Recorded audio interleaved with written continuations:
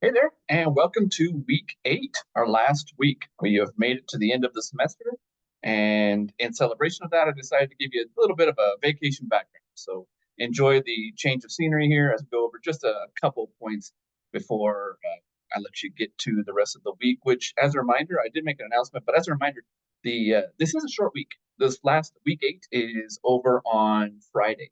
So the 8th of March will be our last day of the semester, of the short semester, and everything that is assigned needs to be uh, submitted by that date, by midnight of that day. So if you have any assignments that you think are outstanding, or you have any assignments that you've submitted and you have outstanding grades that you don't think I've graded yet, or it doesn't look like I've graded yet, please reach out so we can get that all rectified by the end of the day on Friday. Because after Friday, no changes can be made, so grades are final at that point.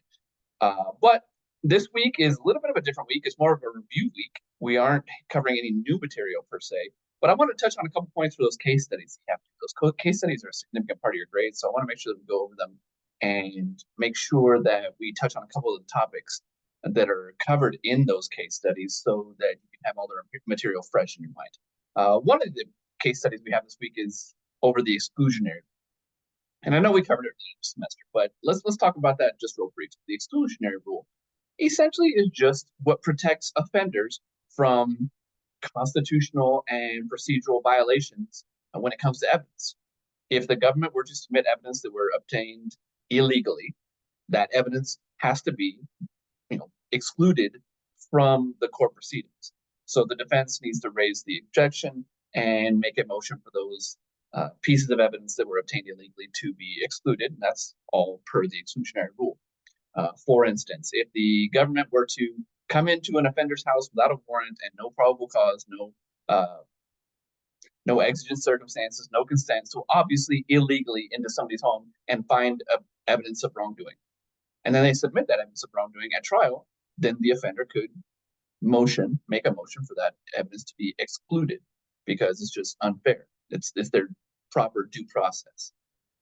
However, let's not be too confused when it comes to the exclusionary as it applies to the fruits of the poisonous tree. They're related, but slightly different. So let's make sure we understand the difference. The exclusionary rule says, like I said, you obtain the evidence illegally, it should be excluded. Now, let's use that same scenario. The government goes into somebody's home unlawfully, finds no evidence of wrongdoing. However, they do find evidence of somebody else. Say they go into Joey Schmuckatelli's house and they think Joey Schmuckatelli is selling drugs. And they go in there, there's no drugs, no money. However, they find a ledger that's got Johnny Bag of Donuts' name on it, and Johnny Bag of Donuts' address, and Johnny Bag of Donuts' phone number. And it looks like he left it over there at Joey's house. So he's exonerated. Joey hasn't been selling drugs, but Johnny has been. And that evidence was found in that house. And what the government decides to do, the law enforcement officers decide to do is, hey, you know what? Let's get a warrant. This is good evidence. And I bet if we go and serve a search warrant on Johnny's house, we'll find drugs and money and guns. And who knows? Who knows what else we'll find? So they do. They take that evidence they found in Joey's house. Mind you, they were in Joey's house illegally. And they go get a proper warrant and they go serve that warrant. They find dope, money, and guns.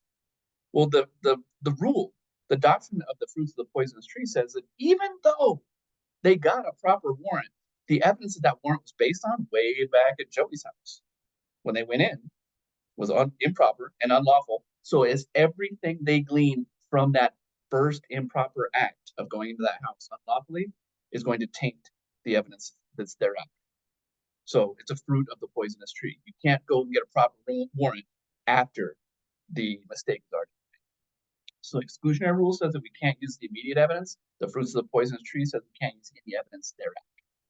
The other thing I wanted to cover is just real briefly, let's go over the theories of punishment, because I know that rehabilitation is covered in one of these case studies. So we talked about this last week. The rationale, the reason why we punish people in our society. Use the example of two children.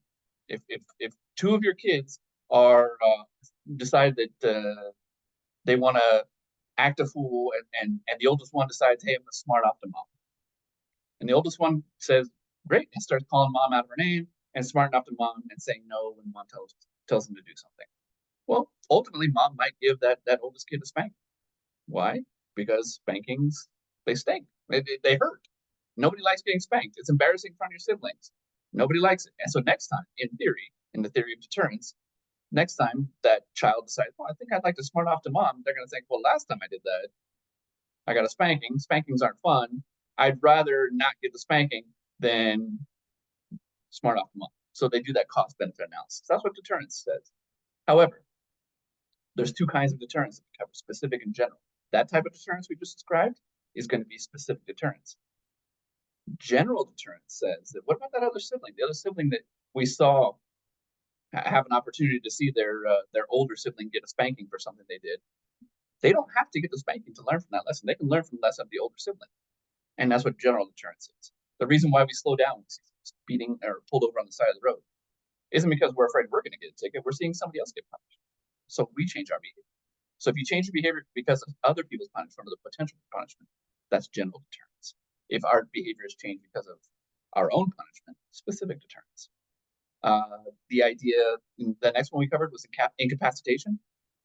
Remember, if we have two, we'll use children again. We have two siblings just fighting all day long. At some point, mom or dad might decide, you know what, that's enough fighting. Each of you go to your separate rooms. Or each of you go to your own room. Either way, mom or dad sends them to their room. Well, now, mom and dad don't have to deal with the fighting. Who cares what's happening in that room? They don't have to deal with it. They don't have to hear it. They don't have to deal with it. It's just away from them. They're living in peace. That's incapacitation. Grounding someone so that they can't be late for curfew again. If they're late for curfew and then you ground them and say you don't get to go out next weekend, that's incapacitation. You can't be late for curfew if you weren't allowed to go out in the first place. So we take that into the penal system. Sometimes if somebody robs Casey's, we put them in prison because we want them to think twice about it next time. Deterrence. But sometimes we're just tired of people robbing Casey's. Just put them into prison because there's no Casey's in prison, and the longer we put them in prison, the less Casey's are going to get robbed. We don't care what happens in prison. We don't care about veterans or what kind of mindset they have. We just don't want them in our society. If you're going to break my rules, get out of my society. That's the theory of incapacitation. The idea of retribution is the next one. We talked about the theories of punishment, and one of them being retribution. The idea that bad people just deserve bad things. As a society, we think that if you mess up, you deserve to have something bad happen. Jail, incarceration, prison is something bad. We could take that to, if we're using the same analogy with the children, sometimes parents just get fed up, and sometimes they get mad, and sometimes they just hit their kid. Right or wrong, it happens. That's retribution. Sometimes people just act up so much that they just deserve something bad to happen to them. And that's what we use jail for sometimes when it comes to retribution. The final one that your case study covers is the idea of rehabilitation. This is where we're giving people the tools to make better decisions in the future. If you're robbing Casey's because you're addicted to drugs and you need money to buy more drugs, eventually, as a society, we may send you, if you get caught, we may send you to incarceration where there's mandated rehabilitation, mandated drug rehab. And hopefully, when you get out of prison, you won't be addicted to drugs anymore, and you won't need to rob Casey's. And it's not the idea that you're not robbing Casey's because you're thinking twice because jail is kind of crummy and you're doing that cost benefit analysis. That'd be according to the theory of deterrence. And it's not that you're thinking, oh, I can't rob Casey's because I'm in prison. We're talking about after prison. You're just able to make better decisions when you get out of prison. Maybe somebody's robbing Casey's because they didn't have a diploma and they couldn't hold a steady job. So we get them education. We get them off drugs. We get them off alcohol. We give them the ability to make these better decisions. That's what rehabilitation is. And now, mind you, these are all separated theoretically when it comes to deterrence, rehabilitation, incapacitation, and retribution. They're all theoretically separated because we want you to understand the rationale for each one. But in reality, in the real world, there's a ton of them. In reality, when judges and the court system put somebody in jail, they could easily put somebody in jail for robbing Casey's because we want them to think twice about it next time, and we don't want them to rob Casey's while they're in jail. And hopefully, when they get out of jail, they'll make better decisions. All together. But in order to understand the theory, I have to separate them for you. So, with that being said, I think it's been a great semester thus far. We've got just a few days left. I look forward to reading these case studies. Again, they're a significant part of your grade. And make sure you have them in by Friday. And if there's anything outstanding, get a hold of me and work it out. With that, enjoy the rest of your week and enjoy your time off if you got a break after this 8 weeks.